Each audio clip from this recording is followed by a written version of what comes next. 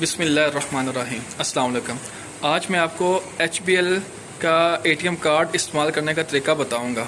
ठीक है, ये हमारे पास HBL का ATM कार्ड है और ये HBL की ATM मशीन है। ठीक है, ये पहले आपने चेक करना है कि जो स्क्रीन है बिल्कुल क्लियर है। ठीक है, इसको क्लियर करने के पहले यहाँ से ना इसको क्लियर किया।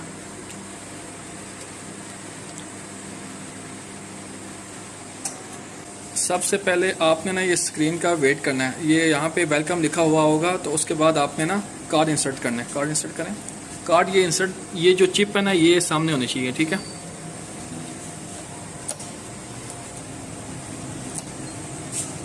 ये कार्ड आपने इंसर्ट किया।